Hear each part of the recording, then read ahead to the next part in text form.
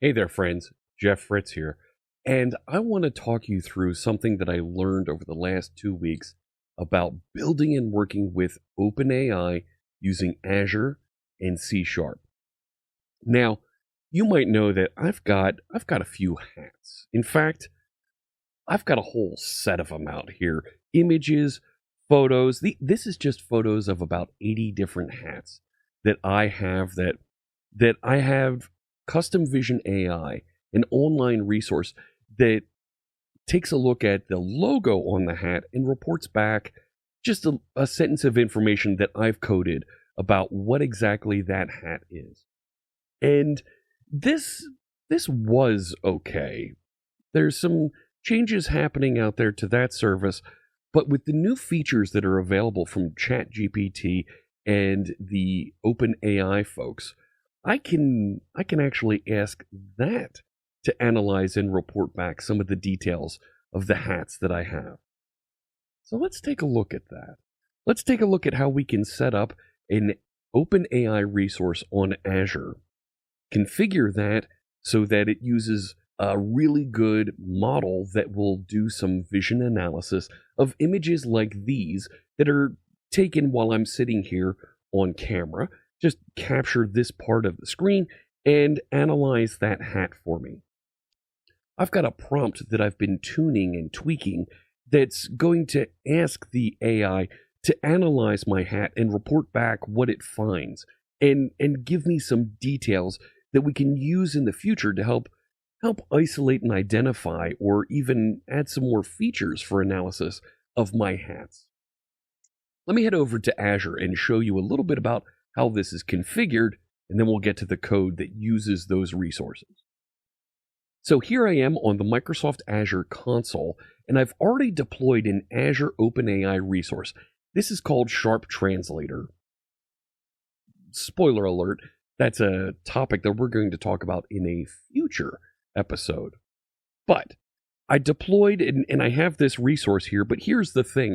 You don't actually configure and work with it here in the Azure portal.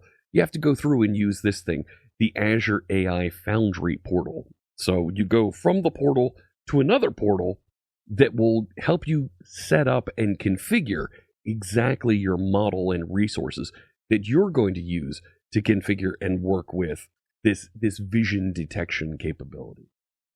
Now, the first thing that I did was I went and set up a deployment. I configured a new model that I could use here. And you see, I have two models already set up, GPT-4o and GPT-4o Mini. When I deployed these, I clicked into this Deploy Model button, chose Deploy Base Model, and it gives me a list of models that I can choose and work with here. And when you click into one of these, it gives you a little description over here, and you'll notice that this GPT-4o provides a richer, engaging user experience. Okay. But importantly here, it analyzes text and images. So it'll be able to analyze this photo of my hat, give me any text information that it finds, and provide descriptions of that image. So I went through and deployed that, and I got my GPT-4o deployment that you see right here. It has a target URI here, and it has a key that is hidden. It's hidden text there so that I don't share my API keys here live on this video. Okay? Now, in order for me to use this, there's a couple pieces of information that I need. This target URI is not the one that I'm going to be using. Let me go back to the home panel here. I'm going to use this Azure OpenAI endpoint that's defined right here, and this address. That's going to be my endpoint. And the key that I'm going to use to log in is the key that's hidden underneath this obscured text right here in one of these two boxes. Now, you can set up your interaction with this so it uses an Azure login instead of an API key, but this is going to run behind the scenes inside of a bot, and that bot is an application, and an application, it could be Azure authenticated, but it's really easy to just drop in an API key and use that. If you were putting this into an Azure application running somewhere, you should absolutely set up that role-based authentication and have that application be logged in and granted appropriate access to this service. Let me head over to Visual Studio now and show you just the first bits of sample code, and we'll take a look at analyzing one of these hats and what it can detect for us. So here I am in Visual Studio, and I've got this little console application that has an app settings file out there that has my endpoint and my API key configured. I'm not going to share that source code with you because I don't want to give you access to my endpoint. You can set up your own endpoint and configure and work with this. It's very easy to use, and in the dozens of images that I've been analyzing, it hasn't cost me a thing to run this. So I've set it up and specified that I'm using that GPT-4o model after it grabs the values out of that app settings. I'm going to set up an Azure OpenAI client, and I'm going to have it use that endpoint that I grabbed, an API key credential based on the key that I copied out of that Azure portal, and I'm going to have it act as a chat client. Now, that means that I'm going to be able to send in plain text messages to tell it to interact and do specific things. I want to have it look at the data folder that I have here, and we'll take a look at one of many of those photos of hats that I showed you previously on the other side of the screen there. And I'm going to start with this prompt to get us started. You are an AI assistant that can detect and describe baseball-style hats from an image. It's important that we understand, as developers who are working with an AI, these types of prompts, I describe them as things that you would be telling a 7-year-old to do. Parents are going to be really good at working with this because you want to be very descriptive about exactly what you want it to do, and you want to keep it very boxed at just those things, right? When you tell the 7-year-old that it's bedtime, I want you to go upstairs, I want you to get changed for bed, I want you to go, make sure you use the bathroom, make sure you wash your face, you wash your hands, get ready for bed, climb into bed, get under the covers, lay down, and I will see you then to read you a story and say goodnight. You have to be very descriptive of all of those things because they might skip some of those, but you have to tell them all those things because if you don't, they won't go to the bathroom, and then you go show up to read them their story and, oh, Dad, I've got to go to the bathroom. No, you should have done this before I got in here. So, continuing here, we're going to start off with the Captain America hat that we'll ask the AI to take a look at. And we're going to tell it, read all those bytes and place it into a little byte array here. We then want to send in a collection of chat messages. That system prompt that we defined previously about, here's how I want you to describe the hat. And we're also going to pass in that image as well as the command generate a description of this hat. Pretty clear and easy to understand. I also want to set up a stopwatch here so I can see a little bit of performance timing. And then we're going to say, go ahead and complete that chat interaction. We're going to pass in our list of messages, and we're going to tell it that the temperature is 0.1. Now, temperature is a range from 0 to 2 that instructs the AI just how creative or how precise to be. The closer to 0, it's going to be very precise and very repetitive in exactly what it delivers to you. You're going to get very repeatable results. Versus if you go closer to 2, it's going to get very creative in how it interacts with things, and you might not always get the same statements coming back. For this type of analysis, where I want it to return the same things on a repeated basis when I come back and analyze similar images in the future, I'm going to take it to a very low temperature of 0.1. And that F there is because it's a floating point number. All right, let's go ahead and run this and see what we get when it analyzes my Captain America hat. Now that hat, just to remind you, looks like this. It's a pretty simple hat with a Captain America shield on it. I'll just bring that down here and we'll run the test. This is an image of a baseball-style cap with a bold and vibrant design inspired by Captain America. The crown of the bill of the hat is primarily a bright blue color, Front panel prominently features Captain America's iconic shield emblem, consists of concentric circles in red, white, and blue, with a white star in the center. I didn't teach this bot about any of these things. I didn't tell it that it was a Marvel theme. I didn't tell it that it was Captain America. It figured that out itself. Very interesting. Now, this hat that I'm wearing is from Penn State, but it's a very clear blue S here on a gray hat. Let's try sending in information about that hat and see how it does.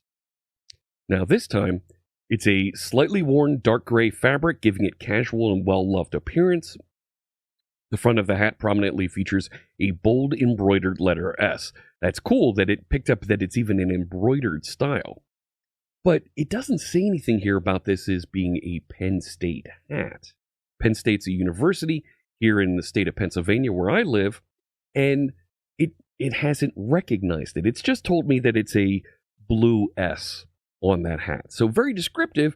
That is exactly what it looks like, but I would like it to make that association over to Penn State so that we start to get a little bit more information that relates to exactly where this may come from. So let's update that prompt and give it a little bit more information so that it can start to glean a little bit of exactly where this came from. So here's what I'm going to do. I'm going to add in information about my collection as another part of this prompt. So I'll paste in this part of the prompt right here. So this hat comes from a collection that includes hats that fall into one of these categories: sports teams, colleges, Marvel Comics, Microsoft logos, Star Wars, video games, and other popular culture references. Now, let's also tell it that we not only be as descriptive as possible with the hat, focusing on the design, colors, and other notable features. Let's also tell it to mention the organization that it came from, just to make sure that's all readable on screen for us. Now let's have it analyze that hat one more time and see what it says. So now, this hat appears to have a curved brim and a soft, unstructured crown. The design suggests it could be associated with a college or sports team, though no specific organization is explicitly identified. Okay. That's interesting. It doesn't know that it's from Penn State, but it thinks it's from a college. So let's give it a little bit more information about some of the references, some of the locations of some of this information. The collection has a preference for colleges in the U.S. Mid-Atlantic region. Now let's see what it says. Now we see a little bit more of an update here. This design strongly suggests an affiliation with the Penn State University, a prominent college in the U.S. Mid-Atlantic region, as the S and color scheme are iconic to the school. The hat's casual and broken-in style adds to its charm, likely making it a favorite for everyday wear or showing school pride. Yes, it is. So we're getting more and more information that's being given to us about exactly what's being delivered here. I haven't told it a thing about that it's Penn State or that it's specifically a college. It's just an S, and it derived all of that information. Let's now have it report back a little bit more metadata about exactly what's being delivered in the analysis of the hat. So let's update this description command here. Be as descriptive as possible about the hat. Let's tell it just a little bit more here, like focusing on design, colors, logo placement, text, category, the organization that the hat references, and any other notable features. Additionally, let's also ask it to suggest a name for the hat. There we go. Based on the color, organization, and logo.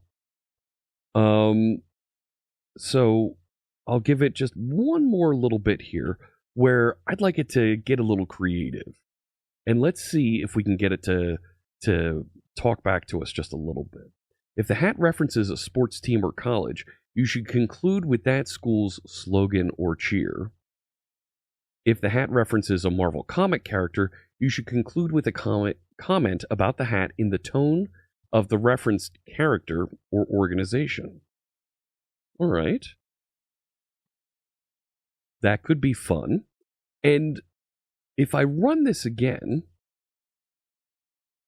I should get something a little bit more clearer that references Penn State. So we have the same block of information up at the top. Suggested name, Penn State Pride Cap. Okay. And conclusion, we are Penn State. That's our slogan. That's our cheer that we have at the university. Pretty cool. And it's interesting how it separates off these other requested information here. We can actually tell our AI interaction to give us more structured data by using a class or a record that we pass in here when we specify to complete this asynchronously. So I'm going to put together a record that we can add right here that's some hat metadata, the color, the name, if it has a logo, the shape of the logo, and so on and so forth here.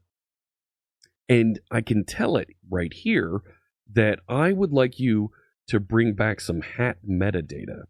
Don't just give me the message, but give it to me as metadata. And by specifying this result object here from the response, I won't just get the text message, but I'll get that structured data that it's returning, which then plays in very nicely with the rest of a C# application, or maybe working with a database, to get structured data back from the AI that we can analyze and do more with.